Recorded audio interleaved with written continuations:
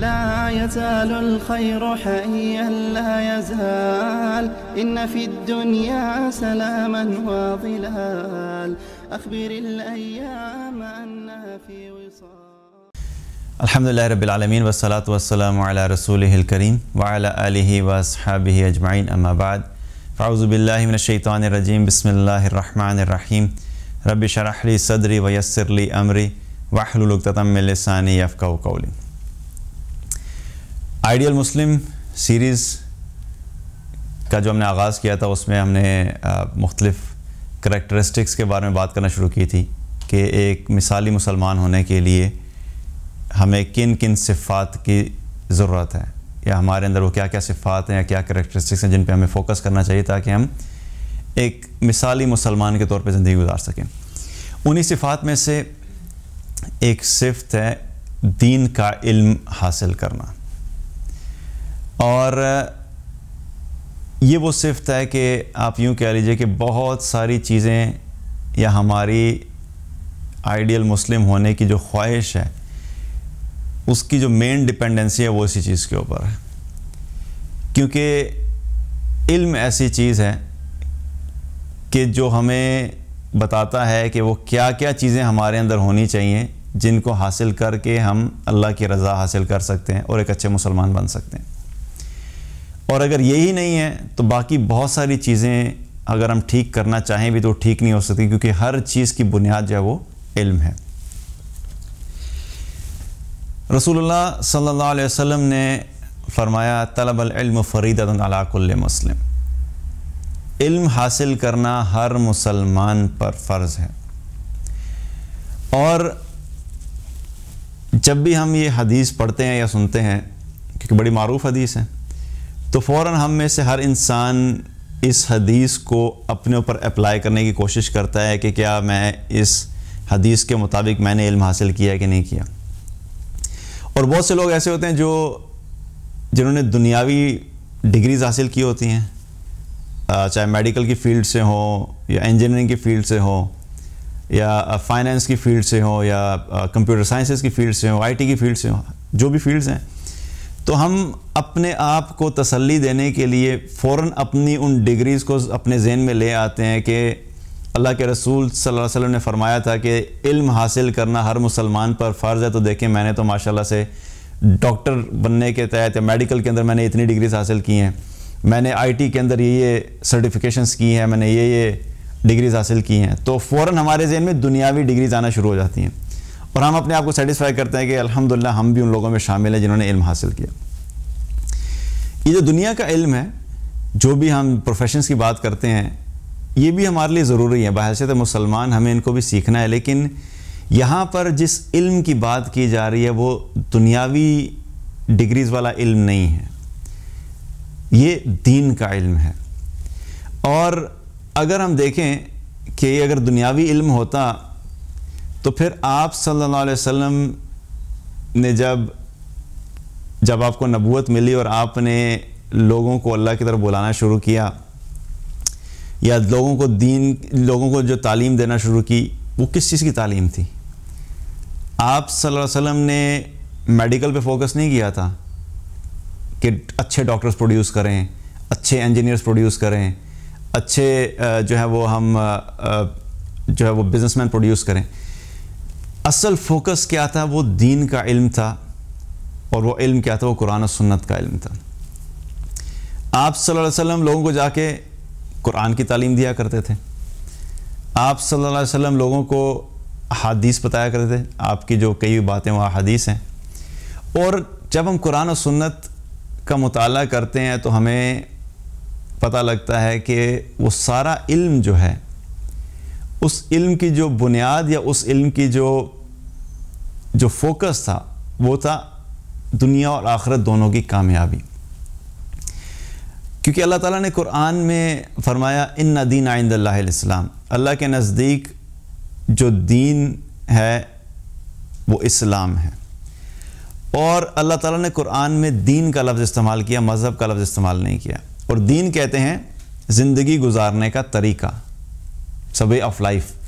تو یہ جو دین کا علم ہے یہ وہ علم ہے جو ہمیں صرف عبادات نہیں سکھاتا، کہ ہم نے عبادت کیسے کرنی ہے، بلکہ ہمیں پوری زندگی گزارنے کا ایک طریقہ بتاتا ہے کہ جب ہم نے عبادات کرنی ہے یا ہم نے جب طہارت حاصل کرنی ہے تو کیسے حاصل کرنی ہے، نماز پڑھنی ہے تو کیسے پڑھنی ہے، حج کرنا ہے تو کیسے کرنا ہے، روزہ رکھنا ہے تو اس میں کیا چیزیں کرنی ہے، کیا چیزیں نہیں کرنی، لوگوں کے ساتھ جب لین دین کرنا ہے، بزنس کرنا ہے تو کیا چیزیں کرنی ہیں، کیا چیزیں نہیں کرنی، جب ہم نے لوگوں کے ساتھ معاملات کرنے ہیں تو کیسے کرنے ہیں، اپنے پڑوسی کے ساتھ کیسے معاملات کرنے ہیں، اپنے گھر والوں کے ساتھ کیسے معاملات کرنے ہیں، اپنے آفس میں اپنے کولیگز کے ساتھ کیسے معاملات کرنے ہیں، دوستی رکھنی ہے تو کیسے لوگوں سے رکھنی ہے، کیسے لوگوں سے نہیں رکھنی، کیسی جگہوں پہ جانا ہے، کیسی جگہوں پہ نہیں جانا، یہ سارا کیا ہے، یہ سارا زندگی گزارنے کا طریقہ ہے۔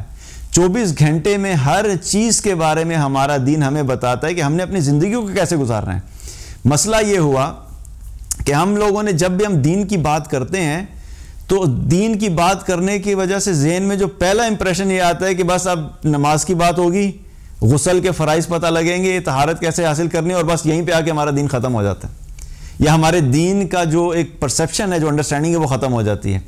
حالانکہ ہمارا دین جو ہے وہ پوری زندگی گزارنے کا طریقہ ہے۔ اسی لیے جو آپ صلی اللہ علیہ وسلم نے دین کا علم حاصل کرنا فرض کہا، وہ ایک تو دین کا علم ہے، اور دوسرا اتنا علم ہر مسلمان کو حاصل کرنا کہ جس کی بنیاد کے اوپر وہ اپنی 24 گھنٹے کی زندگی میں یہ فیصلے کر سکے کہ کیا چیزیں اس نے کرنی ہیں اور کیا چیزیں اس نے نہیں کرنی، یعنی اللہ سبحانہ تعالیٰ نے کیا چیزیں میرے لیے حلال کی ہیں اور کیا چیزیں حرام کی ہیں۔ اتنا علم حاصل کرنا ہر مسلمان کے لیے فرض ہے۔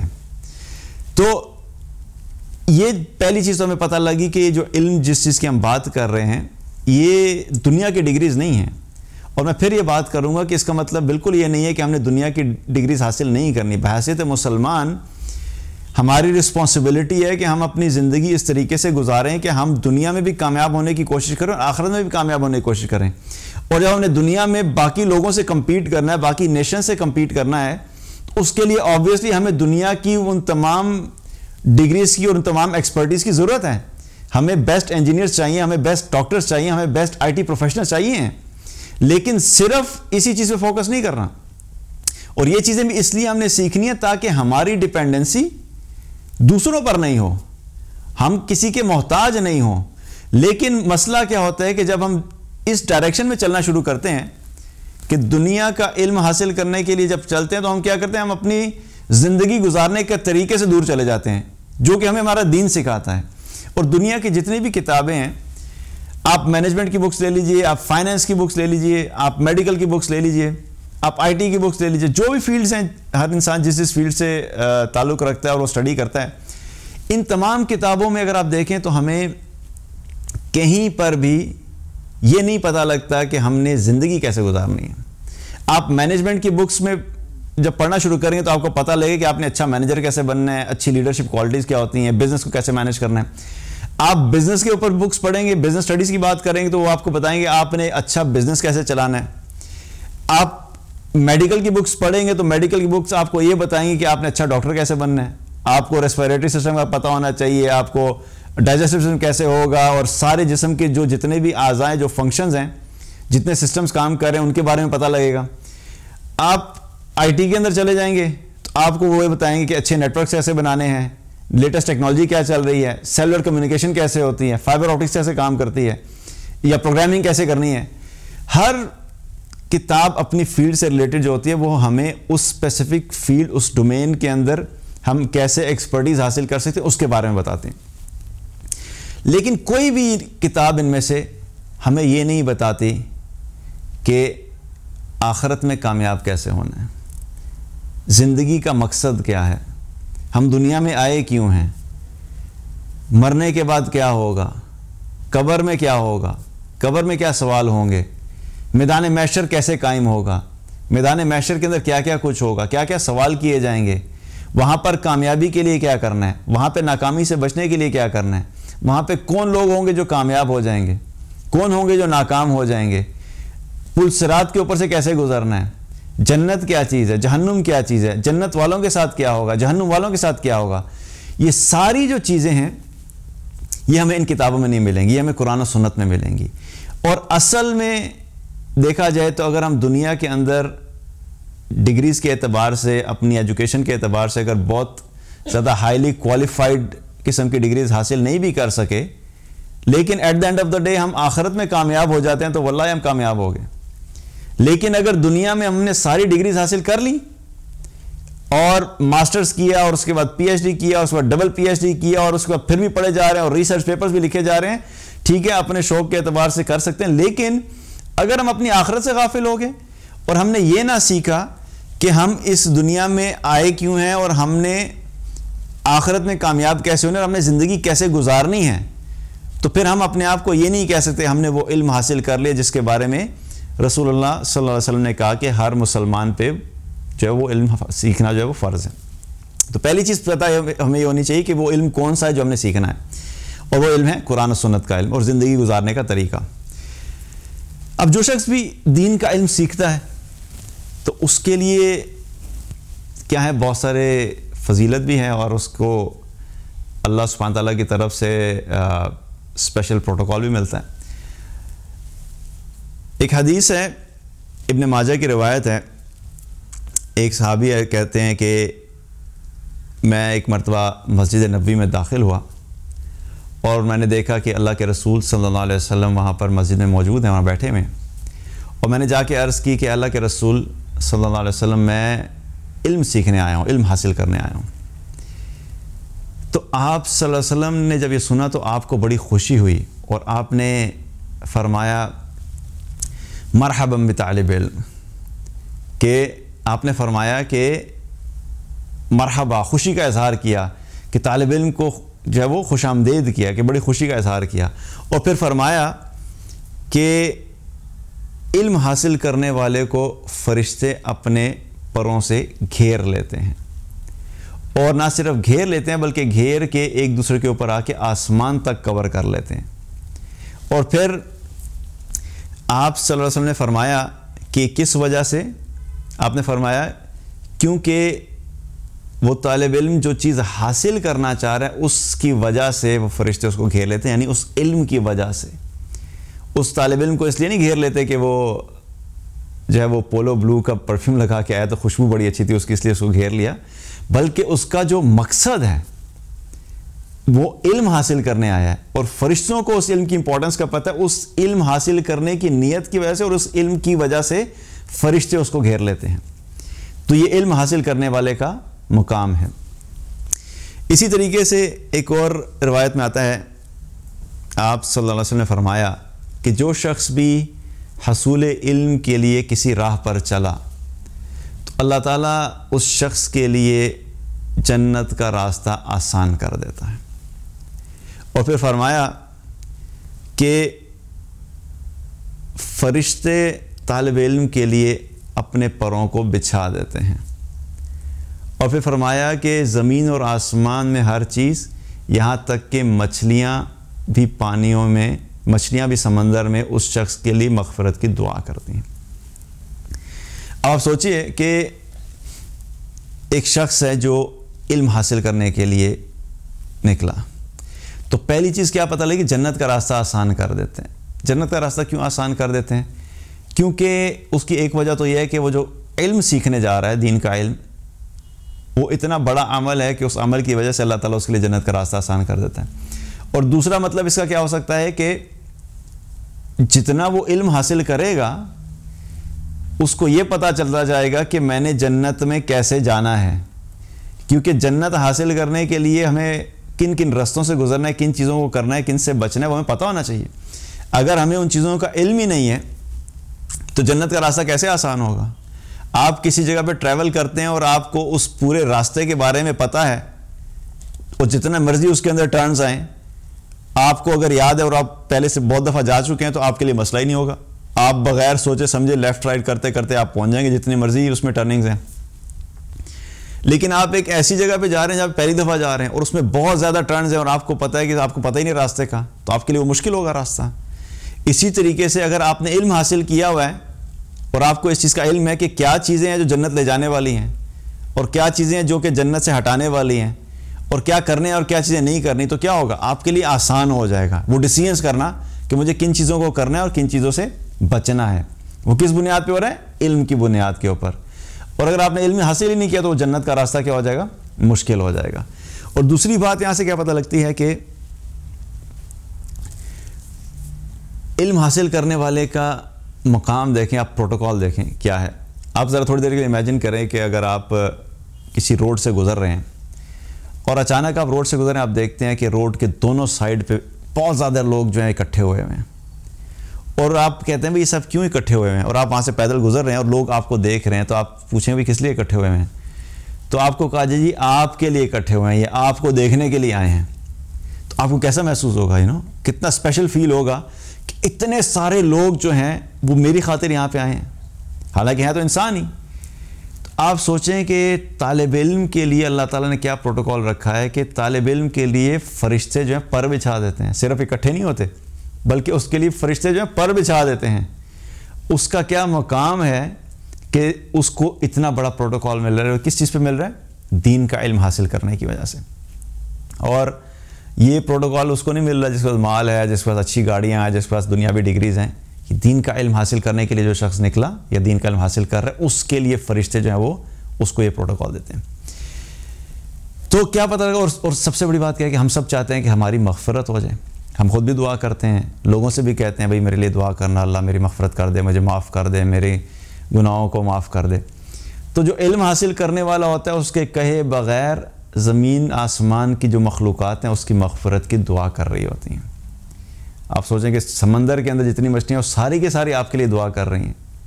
تو کتنی بڑی بات ہے کہ ایسے شخص کے لیے کہ جس کے لیے مخلوقات دعا کر لیں اس کی مغفرت کے لیے. تو یہ کیا ہے کہ اس شخص کے لیے یہ سب انعامات ہیں کہ جو دین کا علم حاصل کرتا ہے. اب دین کا علم حاصل کیوں کیا جائے, یہ تو ایڈوانٹیجز تو ہیں, لیکن اس کے علاوہ بھی ہمیں پتہ ہونا چاہیے کہ کیا ایسی چیزیں ہیں جو کہ ہمارے لیے یہ ضروری ہے علم حاصل کرنا. اس میں سب سے پہلی بات کیا ہے کہ ہم نے پہلے بھی بہت بات کی, اور ہم سب کا ایک مقصد ہے, وہ کیا ہے کہ ہم سب جنت میں جانا چاہتے ہیں.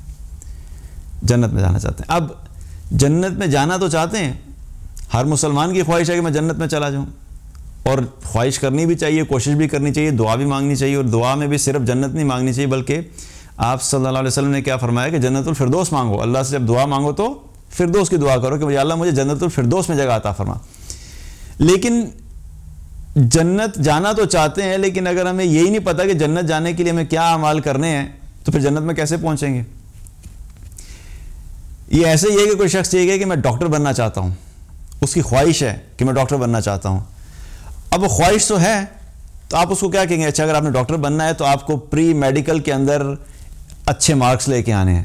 اچھے مارکس لے کے آئیں گے تبھی آپ کو کسی میڈیکل کالج کے اندر ایڈمیشن ملے گا, اور میڈیکل کالج میں آپ کو ایڈمیشن لینا ہوگا. میڈیکل کالج میں آپ ایڈمیشن لیں گے, اتنے سال آپ ایجوکیشن حاصل کریں گے, پھر جا کے آپ کو ڈاکٹر کی ڈگری ملے گی.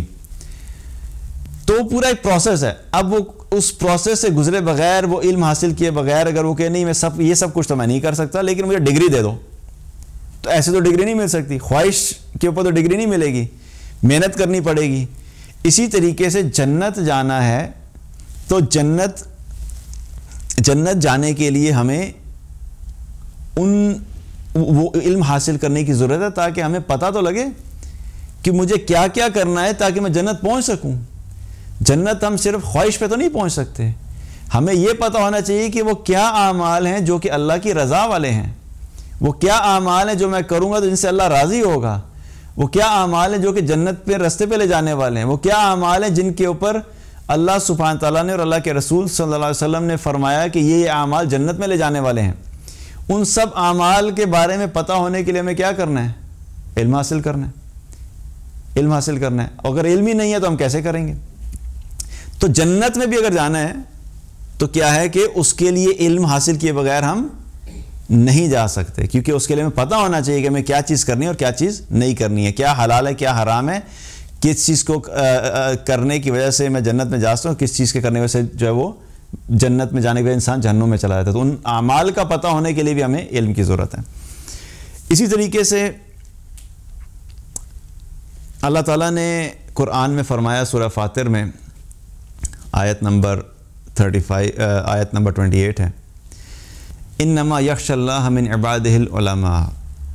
بلا شبہ اللہ تعالیٰ کے بندوں میں سے اللہ سے ڈرنے والے وہی لوگ ہیں جو علم والے ہیں۔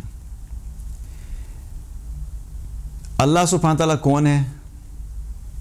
اللہ کی پہچان، اللہ کی عظمت، اس کے لیے بھی ہمیں علم چاہیے۔ اور اللہ سے ڈرنے سے کیا مراد ہے کہ جو خشیت الہی ہے، یعنی انسان کے اندر اس چیز کی فکر ہونا کہ میرا اللہ مجھ سے ناراض نہ ہو جائے۔ کیونکہ یاد رکھیں کہ ہر چیز کی بنیاد کیا ہے؟ وہ خشیت الہی ہے، یہ فاؤنڈیشن ہے، یہ بنیاد ہے۔ اگر انسان کے دل میں اللہ کا ڈر نہیں ہے، اللہ کی ناراضگی کا خوف نہیں ہے، اور اس کے اندر یہ فکر نہیں ہے کہ میں اللہ کو ناراض کر دوں گا، تو پھر اس کے اعمال درست نہیں ہو سکتے۔ اور اللہ کا ڈر آنے کے لیے اس آیت سے کیا پتہ لگتا ہے کہ اگر ہم چاہتے ہیں کہ ہمارے دلوں میں واقعی جینونلی اللہ سبحانہ تعالیٰ کا ڈر آئے، اللہ کا خوف آئے، خشیت الہی ہو، تو اس کے لیے کیا ہے؟ اس کے لیے بھی علم چاہیے، اس کے لیے بھی علم چاہیے۔ کیونکہ اللہ کو جاننے کے لیے کیا علم چاہیے؟ اللہ کی عظمت کیا ہے؟ اللہ کی قدرت کیا ہے؟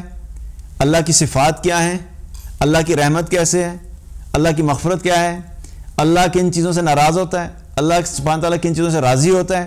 یہ سب چیزیں کیا ہیں؟ سب کا تعلق علم سے ہے۔ اور جب تک یہ علم ہی نہیں ہوگا اور اللہ کی عظمت ہی دل میں نہیں آئے گی تو اللہ کا خوف کیسے ہوگا؟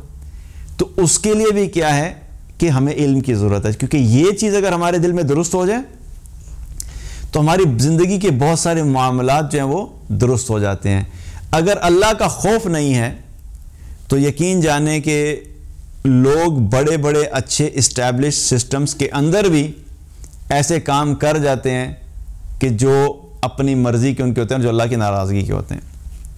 مثلاً کوئی شخص اگر رشوت لینے کا عادی ہے تو اس کو پتہ ہوتا ہے کہ میں نے رشوت کس طریقے سے لینی ہے۔ اب حالانکہ سسٹمز ڈیولپ ہوئے ہوں گے، اکاؤنٹیبلٹی کے میکانزمز ہوں گے، لیکن چونکہ اس کے اندر دل میں خوف نہیں ہے اور اس نے مال حاصل کرنا ہے اور مال کی محبت ہے، اس کو پتہ ہے کہ مجھے حاصل کرنا ہی کرنا ہے اور اللہ کا ڈر نہیں ہے، تو وہ ان تمام سسٹمز کے اندر لوپ ہولز کو بھی جانتا ہے اور ان تمام لوپ ہولز کو یوز کرتے ہوئے وہ رشوت لے لے گا، اور کئی دفعہ وہ سسٹم بھی اس کو روکنے سے قاصر ہوتے ہیں۔ لیکن جس شخص کے دل میں اللہ کا ڈر ہے تو اس کو اگر کوئی آ کے گارنٹی بھی دے دینا کہ بھئی میں آپ کو گارنٹی دے رہا ہوں کہ سسٹم میں کوئی مسئلہ نہیں ہوگا، آپ مجھ سے پیسے لے لیں، وہ اللہ کے ڈر کی وجہ سے نہیں لے گا، کیونکہ اس کو یہ پتا ہے کہ میں نے اگر ابھی رشوت لے لی تو وقتی طور پہ تو مجھے کچھ پیسے مل جائیں گے، لیکن ایک وقت ایسا آئے گا کہ میں نے دنیا سے جانا ہے، مرنا بھی تو ہے، تو مرنے کے بعد جب اللہ سبحانہ تعالیٰ مجھ سے پوچھے گا کہ تم نے رشوت کیوں لی، تو پھر میں کیا جواب دوں گا؟ اور رشوت لینے والا اور رشوت دینے والا دونوں کیا ہیں؟ جہنمی ہیں۔ تو یہ خوف جو ہے کہ اللہ کو میں نے اکاؤنٹیبل ہونا ہے، یہ چیز انسان کو گناہوں سے روکتی ہے۔ ورنہ اگر یہ چیز ختم ہو جائے تو انسان کیا ہوتا ہے کہ پھر پبلک میں جب ہوتا ہے اچھے اعمال کرتا ہے، اچھی باتیں کرتا ہے، جو ہی اکیلے میں ہوتا ہے تو پھر شیطان سے بھی بدتر ہو جاتا ہے۔ تو یہ اللہ کا ڈر ہوتا ہے جو انسان کو جو ہے وہ برائیوں سے روکتا ہے، اور اس ڈر کو حاصل کرنے کے لیے کیا ہے؟ اس کے لیے بھی اس آیت سے ہمیں کیا پتہ لگتا ہے کہ اس کے لیے بھی ہمیں علم حاصل کرنے کی ضرورت ہے۔ اسی طریقے سے ایک اور حدیث بخاری اور مسلم کی روایت ہے، آپ صلی اللہ علیہ وسلم نے فرمایا کہ اللہ تعالیٰ جب کسی شخص سے بھلائی کا ارادہ کرتا ہے تو اسے دین کی سمجھ عطا کر دیتا ہے۔ تو یہ دین کا علم حاصل کرنا یہ کیا ہے؟ حقیقت میں یہ بھی اللہ کی طرف سے بھلائی ہے۔ اور یہاں پہ ہمیں کیا پتہ لگ رہا ہے کہ ہم اکثر کیا کرتے ہیں کہ ہم لوگوں کے اوپر جو ایک اوپینین قائم کرتے ہیں نا، اپنی رائے قائم کرتے ہیں، وہ یہ دیکھ دیکھ کے قائم کرتے ہیں کہ اس کے پاس مال کتنا ہے اور اس کا جو لائف سٹائل ہے وہ کیسا ہے۔ جس کے پاس ہم دیکھتے ہیں نا مال بہت زیادہ ہے تو فوراً ہم کہتے ہیں جی اس کے اوپر تو اللہ کی بڑی رحمت ہے، اور جو بیچارہ غریب مسکین سی زندگی گزار رہا ہے، چاہے وہ اللہ کی اطاعت والی زندگی گزار رہا ہوگا، اس کو دیکھ کے کہتے ہیں جی بس یہ بیچارہ مظلوم ہے، اس کی تو کوئی زندگی نہیں ہے۔ حالانکہ دیکھا اور یہی رویہ جو تھا یا یہی جو مائنڈ سیٹ تھا وہ قارون کے وقت میں بھی تھا۔ قارون جب اپنے خزانے لے کے باہر نکلتا تھا تو لوگ اس کے خزانوں کو دیکھنے کے لیے باقاعدہ باہر کھڑے ہوتے تھے، اور جب وہ گزر رہا ہوتا تھا تو لوگ اس وقت کہتے تھے کہ دیکھو کتنے نصیبے والا ہے, اللہ نے اس پہ کتنا کرم کیا, کتنا مال اس کو دیا ہے. اس وقت بھی لوگ جو تھے مال کو دیکھ کے یہ سمجھتے تھے کہ جس کے پاس مال ہے اس کے اوپر اللہ کا بڑا کرم ہے. لیکن قارون کے ساتھ ہوا کیا؟ الٹیمیٹلی جو اس کے ساتھ ہوا اور اس کا مال اس کے کام نہیں ہے, وہ بھی جو ہے وہ غرق ہو گیا اور مال بھی اس کا ختم ہو گیا. تو اگر اللہ کا واقعی کرم ہوتا ہے, اللہ کی رحمت ہوتی, مال ہی صرف اللہ کی رحمت کی نشانی ہوتی, تو پھر اللہ تعالیٰ سارے مومنین کو دے دیتا. تو یہاں پہ ابھی بھی کیا پتہ لگتا ہے کہ ہم ہر چیز میں کیا کرتے ہیں کہ کسی انسان کے اوپر اللہ کی رحمت ہے, اللہ کا کرم ہے, اس کا جو آئیڈیا لیتے ہیں وہ کس چیز سے لیتے ہیں کہ اس کے پاس مال کتنا ہے. اور حدیث ہمیں کیا بتا رہی ہے کہ اللہ تعالیٰ جب کسی کے ساتھ بھلائی کا ارادہ کرتا ہے تو یہ نہیں مینشن کیا کہ اس کو مال دے دیتا ہے, اس کو BMW مل جاتی ہے, اس کو ملٹی نیشنل کے اندر جاب مل جاتی ہے, اس کے بزنس کے اندر جو ہے وہ اس کی پروفیٹیبلٹی بڑھ جاتی ہے, اس کے ریل اسٹیٹ بڑھا دیتا ہے, اس کو اللہ تعالیٰ بادشاہت دے دیتا ہے. نہیں, جب اللہ کسی کے ساتھ بھلائی کا ارادہ کرتا ہے تو اللہ سبحانہ تعالیٰ اسے دین کی سمجھ بوجھ دے دیتا ہے. اور یہ اس کو اگر ہم کنیکٹ کریں تو یہ پھر وہی بات وہاں پہ کنیکٹ ہوتی ہے کہ جب دین کی سمجھ بوجھ ہوگی تو پھر کیا ہوگی, اللہ تعالیٰ چاہتا ہے ایسے بندے کے لیے کہ وہ دین کی سمجھ بوجھ حاصل کرے تاکہ اس کو یہ پتہ لگ جائے کہ میں نے جنت میں کیسے پہنچنا ہے, میں نے اللہ کو راضی کیسے کرنا. کیونکہ اصل کامیابی کیا ہے؟ اصل کامیابی دنیا کی کامیابی نہیں ہے. اصل کامیابی کیا ہے؟ فمن زحزح عن النار وادخل الجنۃ فقد فاز, کہ جو جہنم سے بچ جائے گا اور جنت میں چلا جائے گا وہ اصل کامیاب ہے. اور اس کامیابی کو حاصل کرنے کے لیے ہمیں دین کی سمجھ چاہیے. اور اللہ سبحانہ تعالیٰ جب کسی کے ساتھ بھلائی کا ارادہ کرتا ہے اسے دین کی سمجھ دے دیتا ہے. اس کا مطلب یہ ہے کہ اللہ تعالیٰ جب یہ چاہتا ہے کسی بندے کے بارے میں کہ وہ کامیاب ہو جائے تو اس کو دین کی سمجھ دیتا ہے. مال ہو یا نہیں ہو بھی سکتا ہے, نہیں بھی ہو سکتا ہے, اچھی جاب ہو بھی سکتی ہے, نہیں بھی ہو سکتی. لیکن جو کرائٹیریا ہے وہ بڑا کلیئر ہے کہ اگر آپ واقعی کہتے ہیں نا کہ اللہ نے اس شخص کے ساتھ بڑا بھلائی کا معاملہ کیا ہے تو آپ یہ دیکھ لیں گے اللہ سبحانہ تعالیٰ نے اس شخص کو دین کی کتنی سمجھ دی ہے. یا ہمیں اپنی ذات کے اوپر دیکھنا ہے کہ اللہ نے مجھے دین کی کتنی سمجھ دی ہے. اگر میں دین پڑھنے والا ہوں, دین سمجھنے کی کوشش کر رہا ہوں اور دین کا علم حاصل کر رہا ہوں تو پھر واقعی اللہ کی طرف سے بھلائی ہے. اور اگر یہ نہیں ہے تو دنیا کی ساری چیزیں ہونے کے باوجود بھی ہم یہ نہیں کہہ سکتے کہ اللہ نے میرے ساتھ بھلائی کا معاملہ کیا. تو یہ چیز ہوگی کہ اللہ تعالیٰ جب کسی کے ساتھ بھلائی کا معاملہ کرتا ہے اسے دین کی سمجھ دے دیتا ہے. اور علم اس لیے بھی حاصل کرنا ہے کہ ایک تو خود ہم نے کامیاب ہونا ہے. سب سے پہلی چیز کیا ہے کہ ہمیں اس کامیابی سے ریلیٹڈ ہمارا پہلا جو ٹارگٹ ہونا چاہیے وہ یہ کیا ہے کہ ہم نے کامیاب ہونا ہے. کیونکہ اگر ہم علم حاصل کریں اور صرف پھیلاتے رہیں, خود عمل نہیں کریں تو پھر کیا ہے, ہم تو ناکام ہو گئے. تو پہلا ٹارگٹ کیا ہے کہ علم حاصل کرنا تاکہ ہم کامیاب. اور دوسرا پھر کیا ہے کہ اس علم کو دوسروں تک پہنچانا. کیونکہ یاد رکھیں کہ جو دین کا علم ہے, اس دین کے علم کی وجہ سے اللہ سبحانہ تعالیٰ جو کسی شخص کو عزت اور مقام دیتا ہے وہ دنیاوی علم کی وجہ سے وہ مقام نہیں ملتا. اب کام تو دنیاوی علم کے ساتھ بھی لوگ کر سکتے ہیں, مطلب لوگوں کی بھلائی کا کام ہو سکتا ہے. اگر کسی نے کوئی اچھی چیز انوینٹ کی ہے تو ظاہر بات ہے وہ بھی لوگوں کی بھلائی کی چیز ہے. ٹیکنالوجی کے اندر ترقی ہونے کی وجہ سے لوگوں کی زندگی میں آسانی ہوئی ہے تو وہ بھی اچھی چیز ہے. لیکن جو شخص دین کا علم سیکھ کے لوگوں تک پہنچاتا ہے اور لوگوں کو دین کی طرف بلاتا ہے, اس کا جو مقام ہوتا ہے اور اس کی جو عزت اللہ سبحانہ تعالیٰ لوگوں کے دلوں میں ڈالتا ہے وہ ایک دوسرے علم کی وجہ سے نہیں ہوتی. اور وہ شخص لوگوں کے لیے ایک لائٹ ہاؤس کی طرح ہوتا ہے. کیونکہ انسانوں کی زندگی میں اگر دیکھا جائے تو اس وقت اتنی تاریکی ہے, اور نہ صرف زندگی میں بلکہ پورے معاشرے میں ہم دیکھیں اس وقت معاشرے کے اندر جو حالات ہیں وہ گناہ اتنے سارے پھیلے ہوئے ہیں کہ اگر انسان کے پاس دین کا علم نہیں ہے اور وہ روشنی نہیں ہے تو انسان کو یہی سمجھ نہیں آتی کہ میں نے صحیح راستے پہ کیسے چلنا ہے. تو وہ انسان جو خود علم سیکھ کے خود بھی عمل کرے اور پھر لوگوں تک بھی پہنچائے تو وہ پھر لوگوں کے لیے بھی بھلائی کا ذریعہ بنتا ہے. تو اس لیے بھی علم حاصل کرنا ہے تاکہ ہم خود بھی سیکھیں اور لوگوں کے لیے بھی اس کے لیے لوگوں کے لیے بھی ہم آسانی کا اور بھلائی کا ذریعہ بنیں. اچھا, اب آخری چیز کہ علم سیکھنا کب تک ہے, کیونکہ اکثر یہ ہوتا ہے جی اکثر لوگ کہتے ہیں جی مجھے بتائیں میں نے علم سیکھنا ہے, کتنے سال کا ہے, ڈگری کتنے عرصے کی ہے. تو ایک تو علم ہے جو علماء والا ہے, جو عالم بننا ہے, آپ نے مفتی بننا ہے. ظاہر ہے وہ علم سیکھنے کے لیے آپ کو پراپر جگہ پہ جا کے سرٹن نمبر آف ایئرز ہوتے ہیں جو آپ نے پورے کرنے ہیں، وہ علم تو ایک الگ ہے. یہاں پہ ہم جس علم کی بات کر رہے ہیں، ایک مسلمان اچھا مسلمان بننے کے لیے جتنا علم چاہیے کہ ہم حلال اور حرام کو سیکھ رہے ہیں، اس علم کی بات کر رہے ہیں. اور علم ویسے بھی چاہے وہ والا علم ہو، عالم والا ہو، یا کہ ہم اپنے انڈیویجول لیول کے اوپر اپنی اچھی زندگی گزارنے کے لیے سیکھ رہے ہوں. علم سیکھنے کے لیے جو ایک بیسک شرط ہے وہ کیا ہے کہ یہ تب تک سیکھنا جب تک سانس چل رہی ہے. اور جو سلف صالحین گزرے ان سے بھی لوگوں نے پوچھا، اس طرح کے سوال کیے.